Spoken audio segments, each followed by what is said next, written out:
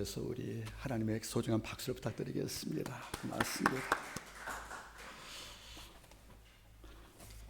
오늘 우리가 함께 묵상할 말씀은 자기 삶에 화가 났을 때 왜 내 삶은 남보다 이렇게 초라하고 못났을까 하고 내 삶에 잔뜩 화가 났을 때 오늘 하나님 말씀을 통해서 어떤 위로와 격려가 있는지 주의 음성을 함께 나누기를 바라겠습니다. 제목을 한번 따라 읽겠습니까? 자기 삶에 화가 났을 때. 자, 이런 제목으로 주의 말씀을 함께 나누겠습니다. 1892년 남미 페루에 한 시인이 태어납니다. 물론 후에 시인이 되는 거죠. 그분의 이름은 세사르 마예흐라는 사람입니다. 자, 이분은 출생지가 남미 칠레예요. 가난한 국가입니다. 그리고 태어난 장소가 바로 산티아고의 광산촌이었어요. 여러분들, 광산촌에 태어난 그 한 어린아이, 그는 하나님께서 또 신이 엄청난 시적 재능을 주었습니다. 그런데 가난과 폐기력을 알면서 일평생 운명이 내 삶에 한 번도 우호적인 적이 없다는 것이에요. 남들이 일이 풀릴 때에도 난 어려움을 당하는 거예요. 그는 시인 되어서 많은 시를 발표하고 모든 자에게 읽혔지만은 내 노력과 실력으로 극복할 수 없는 가난과 결핵이라는 그 두 관문 때문에 고통을 당합니다. 더 그를 아프게 했던 것은 어떤 것이었냐면 친구였던 파블로 네루다라는 그 시인이 있어요. 파블로 네루다. 우리가 영화 일포스트의 아마 그 주제가 될 것인데 그 파블로 네루다가 같은 시인이었지만 그는 노벨상을 탔고요. 문학상을. 상원 의원이 되고요. 대통령 후보가 됩니다. 시제와 실력을 볼 때는 결코 못나지 않았는데 내 인생은 음각이고 그는 양각이라는 뜻이에요. 결국 이 세사르 마요라는 그 시인은 나이 먹어서 자기 인생에 대해서 극히 혐오합니다. 왜 내 인생이 이렇게 잔인하고 내게 양지가 없고 왜 늘 바람과 사프 같은 고통만이 내 삶을 생활할까 하고 남과 비교 않고도 내 삶이 힘든 거예요. 그래서 그는 시에다 이렇게 말합니다. 내 삶은 늘 슬퍼하면서 기침하는 삶이었다는 거예요. 그러면서 자기의 놀라운 글들이 환영받지 못하고 모든 자에게 멸시당할 때 어느 날 그는 책상에 앉아 시를 씁니다. 그 시의 제목이 뭔지 아십니까? 따라하세요. 나는 신이 아픈 날 태어났습니다. 한번 시드리겠습니까? 이 책은 그의 시가 다 쓴 전집인데 그 시를 한번 읽어드리겠습니다. 내 인생이 너무 어렵고 힘드니까 내가 태어날 때 신이 아팠다는 거예요. 한번 제가 읽어드리겠습니다. 나는 신이 아픈 날 태어났습니다. 내가 살아있고 내가 고생한다는 걸 모두들 압니다. 그렇지만 그 시작이나 끝은 모르지요. 어쨌든 나는 신이 아픈 날 태어났습니다. 나의 형 이삭 공기 속에는 빈 공간이 있습니다. 아무도 이 공기를 마셔서는 안 됩니다. 불꽃으로 말했던 침묵이 갇힌 곳, 나는 신이 아픈 날 태어났습니다. 자, 그리고 중약을 하고 끝을 보지요. 모두들 아는데 그러나 빛이 폐병 환자인 건 모릅니다. 어둠이 통통하다는 것도 신비의 세계가 그들의 종착점이라는 것도 그 신비의 세계가 저 멀리서도 정오가 죽음의 경계선을 지나는 것도 구성진 노래로 알리는 곱사등이라는 것도 모릅니다. 나는 신이 아픈 날 태어났습니다. 아주 아픈 날. 여러분 잘 보십시오. 내 인생이 이렇게 힘든 것은 나를 만든 신이 날 지을 때 뭐 있다는 거예요? 아팠다는 거예요. 우리 아이는 아팠지 않습니까? 병든 산모가 출산했습니다. 아이가 건강합니까? 못 돌보잖아요. 이걸 착안한 거예요. 나를 낳은 내 어머니가 아플 때는 그 몸이 아프니까 유전자들 모든 것을 좁을 수가 없다는 거죠. 그러니까 아픈 내 엄마가 날 낳았으면 엄마는 날 돌볼 수가 없다는 거예요. 이러니까 그는 뭐죠? 아파도 엄마의 손길이 안 가는 거예요. 그러니까 넘어져도 엄마는 내 손 못 잡습니다. 왜? 당신이 아프니까. 이걸 봤던 시인은 말하는 거죠. 내가 태어날 때 분명 신이 아팠어. 이러니까 내 인생은 이렇게 어그러진 거야. 남들만큼 평균도 못 돼. 그 인생을 저주한 거란 말이에요. 이러니까 이게 내 인생은 늘 슬펐고 늘 기침했다고 그런 고백하는 것이 아니겠습니까? 여러분 어떻습니까? 시인은 너무 힘든 거예요. 내 삶이. 가난과 폐결핵들, 그리고 평단의 외면들, 천국의 승승장구할 때, 여러분 제가 말하잖아요. 시기가 얼마나 무섭냐면 질투와 시기는 달라요. 시기는 내가 갖고 있는 것을 빼앗기지 않게 한 마음이고요. 질투는 남의 것을 빼앗는 마음이에요. 좀 다이가 있겠지만 보세요 여러분들. 파블로 네루다가 노벨문학상을 탔어요. 상은 우일했어요. 친구라는 그보다 뛰어난데 출판사 내 공고를 안 받아요.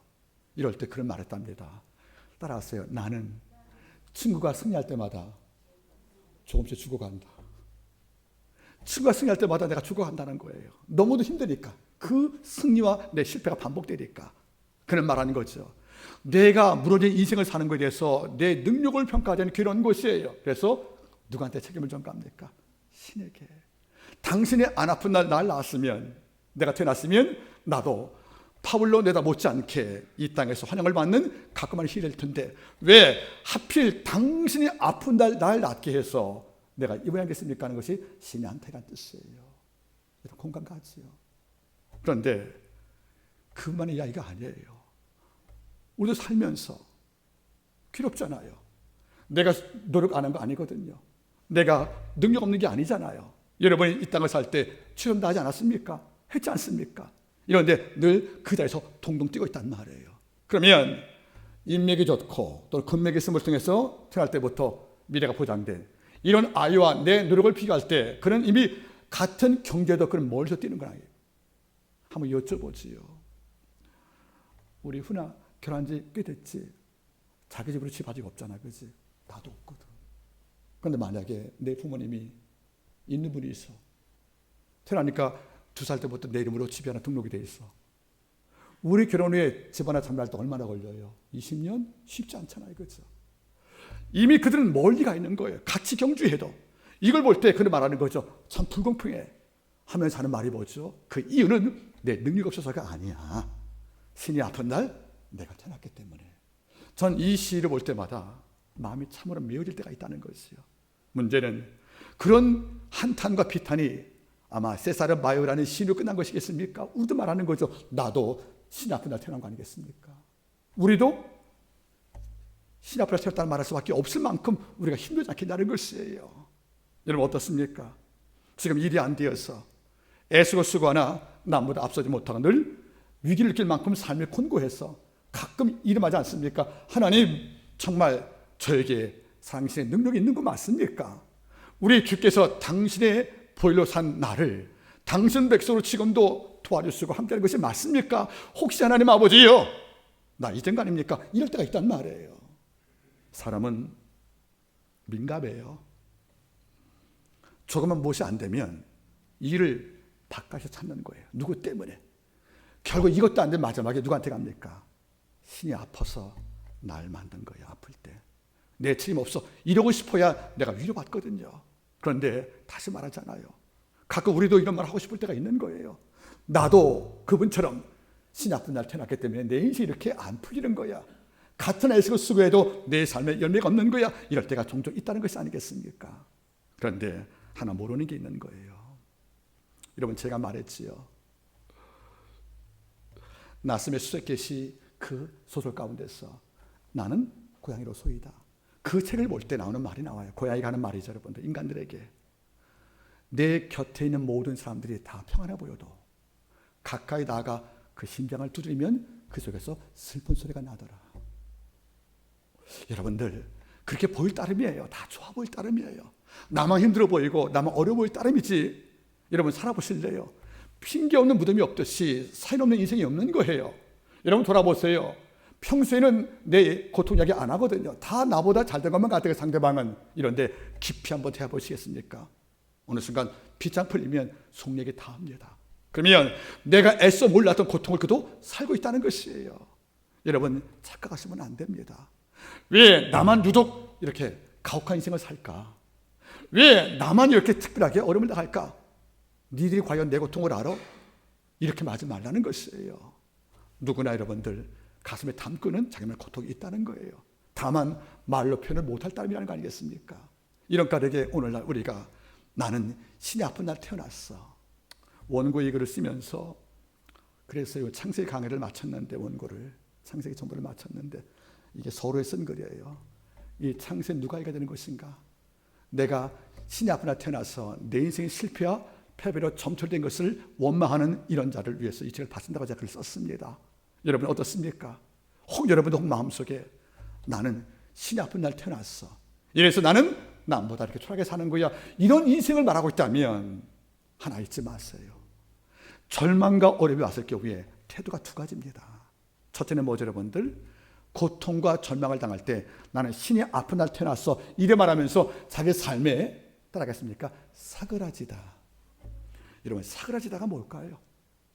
사가서 없어지다는 뜻이에요. 이게 무슨 말인 거예요? 저는 여러분들 단어와 문장이 굉장히 민감하거든요. 그냥 쓰는 단어를 쓰지 않습니다. 어떤 현상을 바라볼 때 이걸 어떤 단어로 표현할까 늘 이거 생각을 하거든요. 그런데 근래 와서 제가 가장 무서워하는 말이 사그라지다. 영어로 웨이라는 뜻입니다. 놔둬서 움직이지 않아서 그냥 사가버린 거예요. 그래서 없어진 겁니다. 여러분들 쇠는 닳아서 없어지잖아요. 그래서 놔두면 썩어서 없어지죠. 여러분들 이게 바로 사그라지다는 거예요. 내가 하나님께 말씀을 받았어요. 약속을 받았어요. 성령의 있음을 알고 있어요. 그리고 매일 말씀을 들어요. 이런데 삶이 어려워지면 이게 사그라지는 거예요. 존재가 없어지는 거예요. 그래서 어려움도 할 때는 말씀도 사그라졌어요. 기억이 없어요. 기도했던 증거를 다 없어진 것이 아니겠습니까? 그러니까 고통을 당할 때 누구는 사그라져요. 열정도, 믿음도, 헌신도, 그리고 고백도, 찬양도. 누구는 여러분 두 번째 치고 올라갑니다. 왠지 아십니까? 내가 혼자가 아니니까. 오늘 말씀 바라볼 때 이게 등장되거든요. 여러분들 잊지 마세요. 오늘 성령과 주님이 협주가 되어서 나를 기도한다고 성경 말씀하는 거예요. 내 힘으로는 여러분들 이김이 어려워요. 정말 어제 요 김모 목사님께서 수정교 목사님께 전화가 오셨어요. 오늘 예배 드리시냐고. 그러면서 이제 당기도 괴로우니까. 그래서 막 대화를 나눌 때 참 그분도 말씀 잘하시더라고요. 그래가지고 전화 오셔가지고 저 누군지 모르세요? 그러길래 모르잖아요, 여러분들. 제발 전화할 때 신분 좀 밝혀주세요. 저 모르거든요. 그랬더니 저 모르세요? 그러길래 네가 나를 모르는데 내가 너를 알겠느냐? 뭐 이게 막 노래가 나오는 거죠. 그래서 알고 보니까 그분이세요. 근데 참 사람이 소박하시더라고요. 그냥 저 같으면 안 할 이야기도 다 하시는 거예요. 그래서 다 듣다 보니까 제 고민이 그래요. 목사님 한 달 예배시니까 목사 내 신앙도 가짜 됐다고. 그분 솔직하시잖아요, 여러분들. 저랬어요. 목사님 저도 그래요. 어쩔 수 없잖아요, 여러분들. 그렇죠? 일부러 안 나는 것도 아니고 못 나는 거잖아요, 여러분들. 그러니까 얼마나 어렵겠습니까? 이럴 때 나도 마음이 사그릴 때가 있다는 거예요. 저도. 그런데 그리스도인들은요, 왜 안 사그러지고 왜 치고 올라가느냐? 내 곁에 누군가 날 위해 기도하고 있다는 거예요. 그래서 서 있기는 문제 앞에 내가 혼자 서 있는데 문제 곁에 누군가 날 위해 기도하고 있다는 겁니다. 여러분 잊지 마세요. 그리스도인들이 외롭지 않은 이유는 한 가지밖에 없어요. 하나님의 관심과 보호 속에 남아있다는 거죠. 오늘 말씀 바라보세요. 이사야 말씀을 시온이 말하기를, 시온 이스라엘 말하는 거죠. 여호와께서 나를 잊었다. 나를 버리셨나 봐. 저 어려움 당할 때 늘 고통이 떠나지 않으니까 시온에 있던 예루살렘 서민들이 말하는 거예요. 성전에 가서 하나님 나 잊어버렸습니까? 나 버렸습니까? 하고 하나님께 좋게 말하면 항변, 나쁘게 말하면 따진 겁니다. 하나님은 이렇게 반응을 했어요. 여인이 어찌 젖 먹은 자식을 있겠느냐? 내 태 자식을 기억 못하겠느냐? 여러분들 어머니께서 내 자식과 태 잉태한 내 사나 잊지 못하잖아요, 여러분들. 그 다음 말이 뭐죠? 혹 여인은 잊을지라도 나는 너를 잊지 않고 떠잡겠다는 말이에요. 이걸 들려주시면 안 믿었다는 것이 아니겠습니까? 여러분 잊지 마세요. 믿는 성도가 당당한 이유가 하나밖에 없는 거예요. 내 믿음 아니라는 겁니다. 그리스도께서 또는 죄종이 나를 아끼는 주의 성도가 내 곁에서 같은 음성으로 같은 칠약으로 기도하겠다는 사실을 알기 때문에 그렇다는 뜻이에요. 여러분 잊지 마십시오. 저도 어려움 당할 때는 신이 아픈 날 내가 태어났나 이런 마음이 올 때가 있다는 거예요. 사실 저는 개인적 체험이 맞아요. 우리 어머님 저를 낳을 때 극히 아프셨습니다.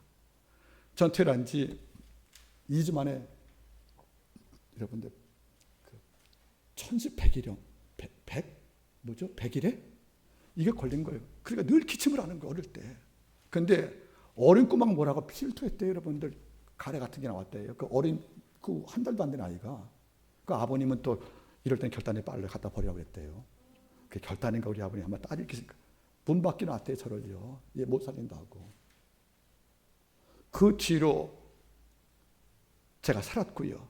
하지만 지금도 끊임없이 제가 호흡이 많이 안 좋았지 않습니까? 과거에. 지금은 정말 많이 좋아졌어요, 여러분들의 도움을 통해서. 뭔지 아십니까? 저도 내 어머님이 날 낳을 때 좋은 거 못 줬거든요. 갖고 우리 두 아이들이 장난을 쳐요. 뭐 안 되면 내 엄마 아빠한테 왜 이거 받았느냐고. 난 농담을 그래요, 얘네들아. 엄마 아빠 좋은 거 다 준 건 네가 나쁘게 골라간 거야. 가판에 좋은 거 많이 까는데 잘못 고른 거 아니겠습니까? 누구 책임이에요? 자기들 책임이지. 웃을 때가 있어요. 하지만 시인은 다른 거예요. 내가 이렇게 삶이 꼬이고 어렵다 하는 것이 당신 잘못이죠. 왜 당신 건강할 때 날 낳지 왜 아플 때 나가지고 나 이렇게 만들었습니까는 한글 아니겠다는 것이에요. 그건 우리의 고백이라는 겁니다. 그런데 믿는 성도는 삶이 어려워도 사라지지 않는 거예요. 왜요? 나는 누군가 날 위해 기도하고 있으니까. 저는 이게 고마운 거예요. 믿는 성도가 있다가 살아갈 때 누가 참된 버딜까? 물론 넌 내 진짜 요즘 말대로 진짜 찐이야 이렇게 하면서 넌 내 진짜 친구지 이렇게 말하는 이런 다 달지 몰라요. 그런데 하나 잊지 마세요. 크리스찬들의 진짜 친구와 우정은 그가 날 위해 얼만큼 기도하겠는가 결정되는 겁니다. 그가 혀의 말로 온갖 행위로 내게 아무리 성찬하고 아무리 말을 아껴주어도 실제 그자가 시간을 아니어서 쪼개어서 무릎을 쪼아리고 날 위해서 고통을 공감하면서 기도하는 흔적이 없다면 그는 나하고 모종의 어떤 이유 때문에 만난 거지 나의 사는 게 아니라는 겁니다. 에릭 프롬은 말했어요. 인간은 그것이 없이는 살지 못한다. 그러나 그것 때문에 살면 인간이 아니라고 그랬어요. 인간은 조건이 없으면 못 살아요. 근데 조건만 보고 산다는 것은 뭐죠? 사람이 할 짓이 뭐 일하는 것이 아니겠습니까? 여러분 곁에 어떤 친구 있습니까? 물론 술 친구 가능합니다. 그거 탓하지 않습니다. 그런데 정말 중요한 것은 기도 동지가 필요한 거예요. 정말 내가 어려움 당할 때 그는 분명히 그 시간에 교회에 있을 거야. 내가 울며 잠 못 잘 때 그분은 분명히 그 다음날 그 제목을 갖고 날 위해 기도하실 거야. 이런 벗이 내 곁에 있다면 우린 신이 아픈 날 내가 퇴로할지라도 우리 무너지지 않는 겁니다. 오늘 바울은 이것을 말씀하고 있다는 겁니다. 로마서 8장은 굉장히 중요합니다. 루터가 말한 거예요. 이 땅 성경 전부를 다 악마가 빼앗아가도 8장만 붙잡고 있으면 십자가 사건이 이루어진다는 겁니다. 그만큼 아낀 복음인데 여기서 우리는 어려운 성도가 어떻게 난거를 지배할 것인지, 신의 아픈 날 내가 태어났기 때문에 난 어려움 당할 수밖에 없어, 이렇게 아파했던 사람이 어떻게 인생을 정면 돌파해질 것인지를 답을 주고 있다는 거죠. 많은 말씀이 언급되었지만 크게 세 가지 요약이 됩니다. 우리가 신의 아픈 날 태어날 만큼 고통을 당한 인생을 살고 있지만 우리가 결코 죽지 않고 망하지 않는 이유는 바로 여기 있다는 겁니다. 첫 번째가 뭡니까? 보겠습니까? 26절 이와 같이 성령도 우리 연약함을 도우시나니 우리가 마땅히 빌 바를 알지 못하나 오직 성령이 말하신 탄식으로 우리를 위하여 친히 간구하시느니라. 여러분 잘 보세요. 하나님은 탄식함으로 날 위해 기도하신대요. 여러분 잊지 마세요. 어려움 당할 때 한번 따라할까요? 어려움 당할 때 하나님은 나보다 더 우신다. 하나님은 한번 해봐. 물론 이럴 때도 있어요. 근데 정말 어려움 당할 때 너 이거밖에 안 되냐? 여러분 말씀 바라볼까요? 이와 같이 성령도 우리 연약함을 그 다음 말이 뭐죠? 도우시나니. 그러면 우리가 연약할 때 아버지가 도와줍니까? 책망하신다는 뜻입니까? 도와주신다는 거예요. 이 본문에 여러분들 주목하셔야 합니다. 세상은 우리가 기량이 하락이 되면 퇴출됩니다. 여러분 잊지 말기를 바라겠습니까? 쇼핑을 연주했던 아르토 루비스타이라는 그 사람은 80세가 넘어도 연주했어요. 그는 얼마큼 천재였냐면 협주고 피아노 악보 200개를 머리에 담아두었대요. 그래서 만약에 어떤 오케스트라가 누구랑 협연을 준비할 때 그 연주자가 어떤 일로 연주 못할 때가 있지 않겠습니까? 그럼 다 누구한테 전합니까? 바로 루비스타이에게 전했다는 거예요. 그는 한 번 리허설 연주 가능했다는 거죠. 다 악보가 머리에 있으니까. 그가 80이 넘어서 연주하니까 주의 평가 놀란 거예요. 기량의 수퇴가 안 되니까. 그때 물어봤습니다. 언제까지 당신은 무대에 서겠습니까? 그때 아르투르 루비스탄이 이렇게 말했답니다. 내 스스로가 기량이 안 됐다고 느낄 때 난 떠날 거라고요. 어느 날 그는 갑자기 떠나버립니다. 늘 연주했던 쇼팽 협조 1번이 연주가 안 되는 거예요. 그때 이런 기량이 쇠했던 걸 인정하고 그는 무대에 서지 않습니다. 세상은 이런 거예요. 우리의 실력과 기량이 떨어지면 퇴출당합니다. 우리가 연약하면 멀감되거든요. 우리가 약해지면 우리를 밟고 섭니다. 이게 이 땅의 원리거든요. 오늘 보세요. 성령은 달라요. 우리를 취급하는 방법이 달라요. 우리가 강하다고 박수주고 약하다고 책망하는 거 이게 아니라는 겁니다. 성령도 우리의 연약함을 아신다는 말이 무슨 말이겠습니까, 여러분들? 연약함을 인정한다는 겁니다. 이러니까 믿는 성도는 매일 강철이 아닌 거예요. 때로는 우리를 바람에 누는 바람처럼 풀처럼 누울 수밖에 없다는 거죠. 그러나 우리가 강철 아니고 풀되었다고 아버지가 뺨을 치고 나가라 이게 아니라는 겁니다. 내가 네 약함을 알고 있다는 겁니다. 저는 이게 감사한 거예요. 우리 약점 안 보이고 싶잖아요. 내 부끄러움을 내 과거 굳이 일할 필요 없지 않습니까? 왜? 남한테 멸시당하니까. 판단받을까 봐. 우리가 약함이라는 것이 남에게 증명이 되면 마키아벨리가 군주 가운데 뭘 썼습니까? 군주의 통찰 가운데 1조가 뭔지 아세요? 백성한테 존경을 받지 못할 거라면 차라리 공포를 주장해라는 거예요. 너 무시하지 못하게. 여러분, 존경 많은 군주가 정말 귀한 거 아니겠어요, 여러분들? 그러나 이게 내 실력이 안 되면 차라리 공포를 주장하면 너를 무섭게 하라는 거예요. 네가 무서운 존재가 되어서 아무 말 못한다는 거 아니겠습니까? 왜 그래요? 네가 존경도 받지 못한 상태에서 연약함을 고백하면 백성은 너를 무섭게 한다는 거죠. 같은 말일 거예요. 세상은 우리 약함 개방 못합니다. 약한 거 정말 어릴 친구라도 말 못하거든요, 여러분들. 내가 실력이 없다는 거, 기량이 안 된다는 거, 여러분들. 내가 능력이 없다는 것을 남한테 공개할 수 있겠냐는 거예요. 못합니다. 왜? 그 즉시 나는 자리를 비워야 됩니다. 성령은 달라요. 네가 강철이 안 되어도, 네가 무서가 못 되어도 약함을 알고 있다는 거예요. 그러면 약함을 안다는 말이 뭐죠? 책망하지 않겠다는 거예요. 로덴 나무 아래서 사회성을 보였던 엘리야를 왜 안 버렸습니까? 약함을 아니까. 바사발주했던 다윗의 잘못을 알고 왜 그를 안 죽였습니까? 약함을 아니까, 여러분들. 모세를 아버지가 여러분들 왜 끝까지 도와줬습니까? 약함을 아니까. 우리의 아버지는 우리의 약함을 판단거리가 아니라 도울 이유로 삼고 있다는 거예요. 그 성령이 약함을 알고 끝나는 게 아니에요. 그가 마라톤 탄식으로 울면서 우리 위하여 친히 간구하고 있다는 거예요. 내가 약할 때 주님 하면 나만 기도하는 게 아니에요. 성령은 뭘로? 탄식으로. 영어로 멍 울면서 가슴을 치면서 여러분들. 저는 이게 제가 살아갈 이유가 됩니다. 우리가 어려움 당할 때 기도할 때 혼자 하는 게 아니라는 거죠. 내 속에서 성령이 탄식으로, 나는 눈물이 안 나와도 그분은 탄식으로 내 아픔을 끌어안고 함께 기도할 때 우리는 혼자 앉는 것이 아니라 이중으로 기도하겠다는 것이 아니겠습니까? 여러분 잊지 마세요.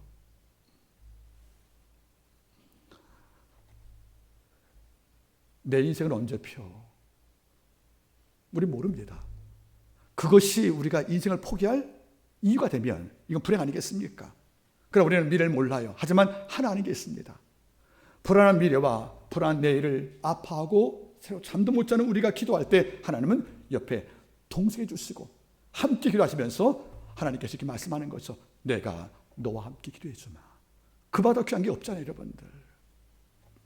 지난주에는 좀 슬픈 일이 좀 몇 가지가 있었어요. 제 개인사가 아니고 저희 노회에서 제가 정말 좋아하는 K라는 목사님이 계세요. 화요일날 교회 기도 마치고 이제 오전 기도 마치고 집에 돌아갔는데 문자가 와 있는 거예요. 알고 봤더니 부천에 계신 우리 교회 목사님께서 노예 문자가 온 거예요. K 목사님께서 급성 백혈 혈압암으로 강남 성병원에 입원 중인데 사경을 헤매고 있다고.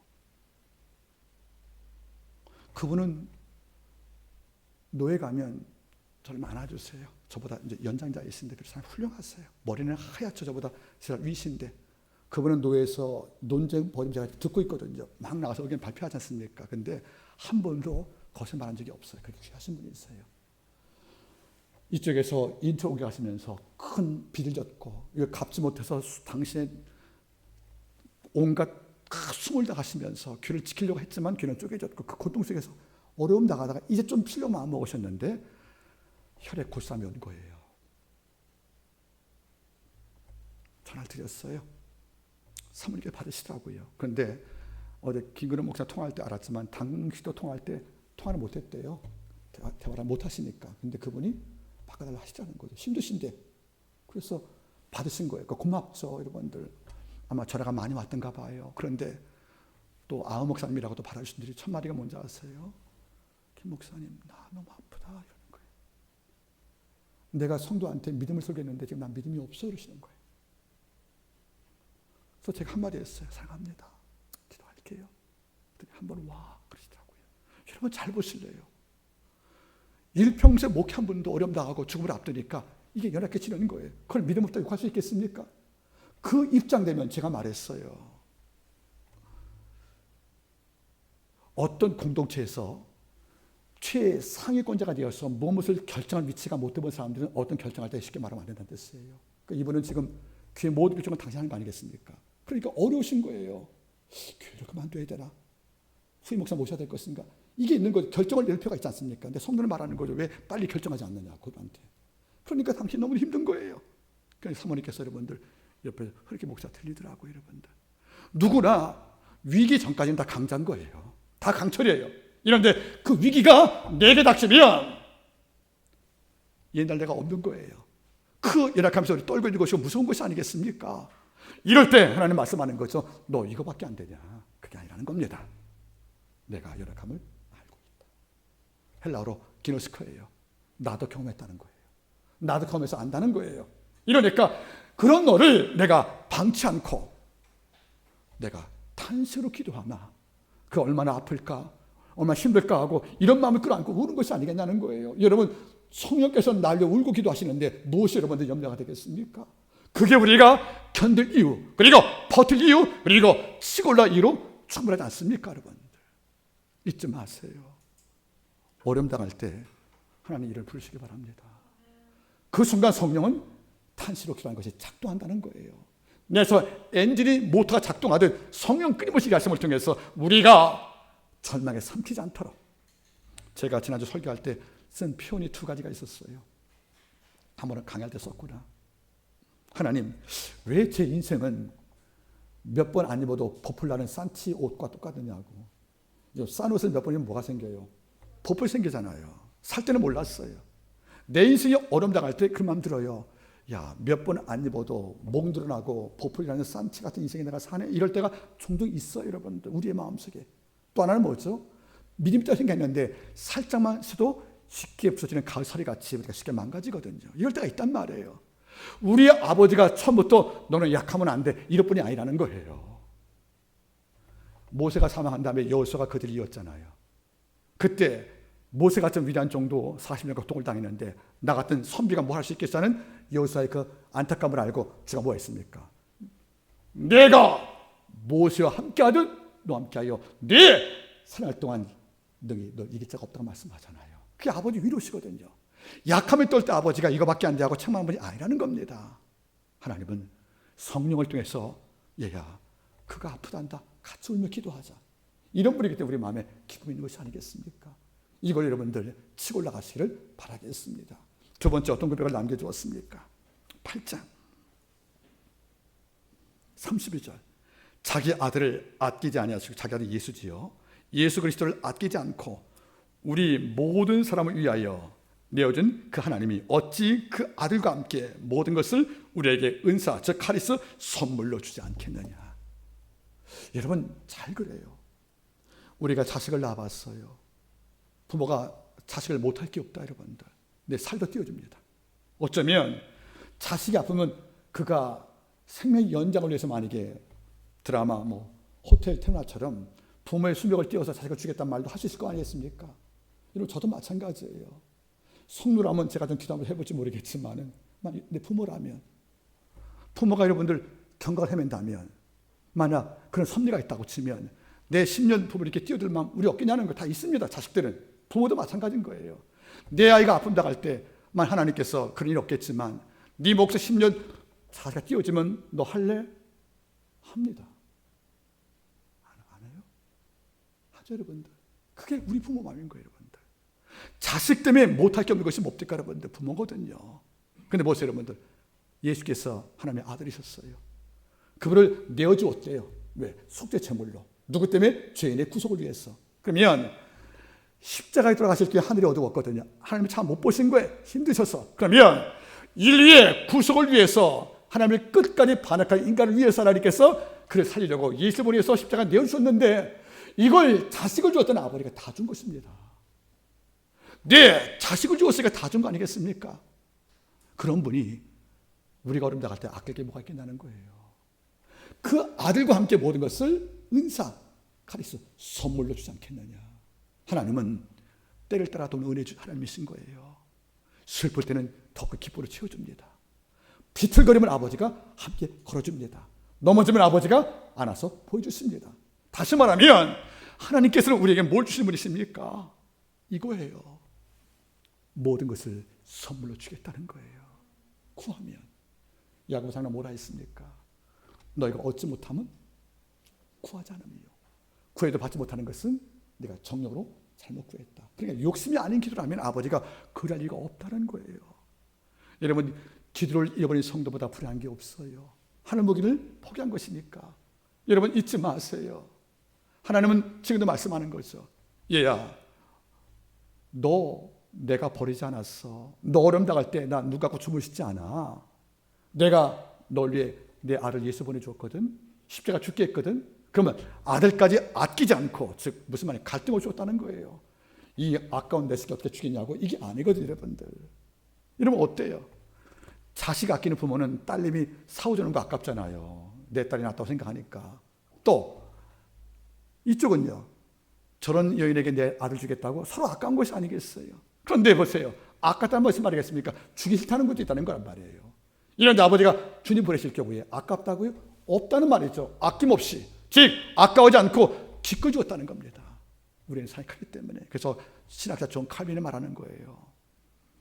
예수를 이 땅에 보낸 순간만큼은 하나님이 예수보다 인간을 더 사랑했다는 거예요. 예수를 이 땅에 보낸 그 순간만큼은 하나님이 예수님보다, 당신 아들보다 인간을 더 사랑했다는 거예요. 그래서 뭐죠? 아끼다가 주었다는 겁니다.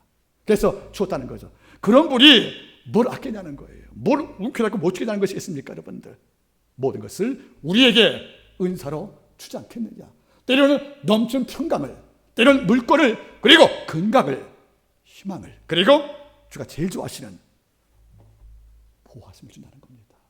여러분, 이것이 우리가 신이 아픈 자 나한테 하는 건 맞아 하고 인생을 학대하는 우리에게 주는 아버지의 두 번째 답이 아니겠냐는 것이에요. 전 여러분이 어려움 당할 때 믿음을 잡았으면 좋겠습니다. 이 말씀을 떠올렸으면 참 좋겠습니다. 세 번째 보시겠습니까? 바울의 권고입니다. 34절, 누가 정죄하리요? 죽으실 뿐만 아니라 다시 사신 이는 그리스도 예수시니 그는 하나님 우편에 계신 자요. 그 다음 말이 뭐지요? 우리를 위하여 간구하는 자시니라.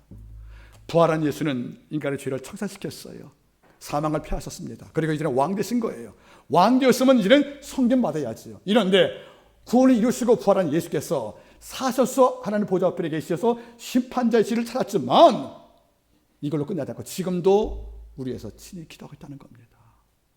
우리 안에는 성령이, 그리고 보좌 옆에는 왕된 예수께서 날 위해 성김 만든 것이 아니고 지금도 나를 친히 간구하는 성경 말씀을 증거하고 있다는 것이에요. 여러분들 이거 어때요? 이런 어려움 당할 때 제가 전화하잖아요. 기도하자 그러면 힘들죠. 아니 평범한 목회자가 기도해 준다고 힘나는데 기도를 들으시고 그걸 집행하는 예수께서 나를 위해서 보좌 앞에서 기도하겠다는 거예요. 성령과 더불어서. 그러면 이보다 강한 담대함의 이유가 어디 있겠습니까, 여러분들? 여러분 잊지 마세요. 어떤 게 여러분들 한치도 안 보일 때가 있어, 앞이. 어떤 게 여러분들 애쓰고 쓰고 해도 길이 안 열려요. 이런데 제가 이런 말을 종종 한답니다. 한번 여러분 이 말을 잘 들어보세요. 제가 오래전에 강의할 때 한 말인데 한번 따라할까요, 여러분들? 사람이 어려움 당할 때 한 걸음만 살짝 비껴서면 더 많은 것이 보일 텐데 사람은 그 한 걸음 비껴서는 것을 태산 옮기는 것보다 어려워하더라. 문제 앞에서 절망 앞에 서 있으니까 절망에는 안 보이잖아요. 한 걸음 옮겨보세요, 여러분들. 더 많은 게 보이는 것입니다. 성령은 기도하시고 선물 주시고 예수가 기도하는 것이 보인단 말이죠. 문제 앞에서 한 발짝 옮기지 않고 서 있으면 이거밖에 안 보이는 거죠, 우리 시야 속에는. 이런데 한 걸음만 살짝 옮기면 더 많은 게 보이는데 사람은 그 한 걸음 옮기는 것을 태산 옮기는 것보다 어려워한다는 거예요, 여러분들. 어려움 당할 때 한 걸음 비껴서 보세요. 말씀을 한번 지켜보란 말이에요. 과연 내 앞에 절망만 존재하는 것인가? 막힌 데만 있는 것인가? 아니에요. 길과 강만한 그분이 함께 기도하고 있다는 겁니다. 한 걸음만 옮겨보란 말이에요. 더 많은 걸 보인단 말이에요, 여러분들. 그래서 여러분 가끔 제가 말해요. 사람이 속이 좁으면 남을 다치게 해. 근데 안목이 좁으면 자기를 다치게 해요, 여러분들. 여러분, 사람이 속이 좁잖아요. 남 늘 다치게 만들어요. 근데 안목이 좁을 때는, 눈이 좁을 때는 자기를 다치게 하는 거예요, 여러분들. 여러분, 안목 좁지 말고요. 한번 비껴서 보란 말이에요. 과연 내 인생 앞에 실패와 절망 외에는 없느냐? 실패와 절망이 없냐고 말하지 말고 여러분들 한번 비껴서 보란 말이에요. 아버지가 지금도 내 인생까지 많이 복이 얼마나 큰지. 여러분들, 속이 좁으면 남을 다치게 해요. 안목 좁아서 하나밖에 못 보면 날 다치게 하는 거예요. 좀 비껴서 보란 말이에요, 여러분. 그러면 더 많은 게 보이는 거예요. 하나님께서 어려움 당할 때 승리 주었던 하나님 말씀이 우리 안에 발견되는 것이고 이것이 내 삶에 지금도 작동하는 것이 아니겠습니까? 저는 가끔 느껴요, 여러분들.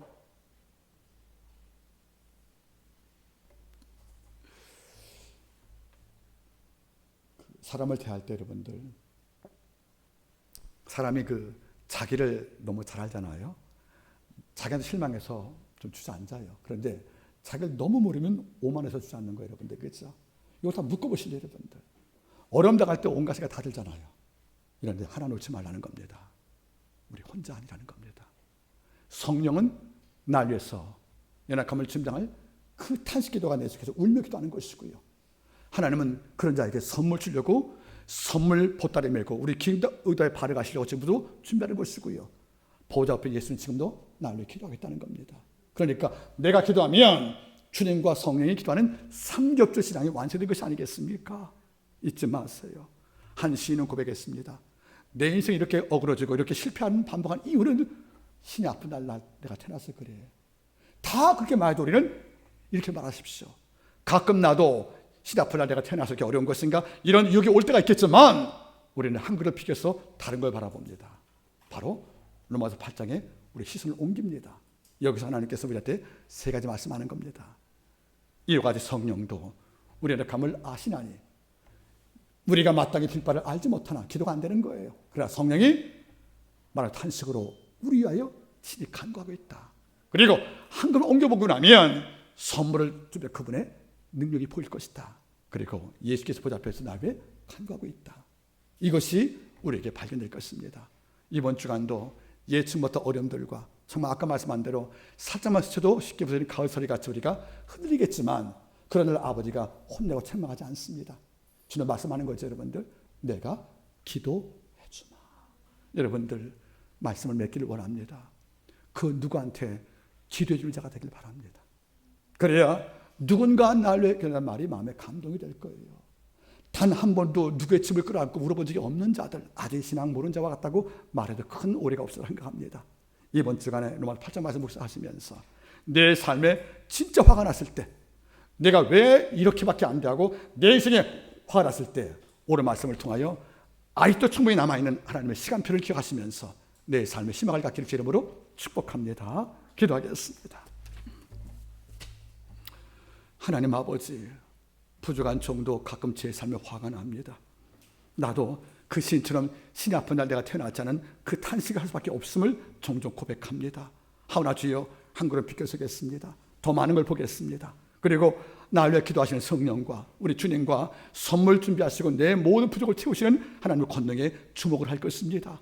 우리가 사그러지지 말게 하시고 치고 올라가는 산자 믿음을 갖게 도와주옵소서.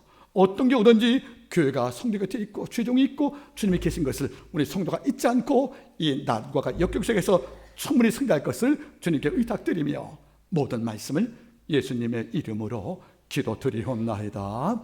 아멘. 우리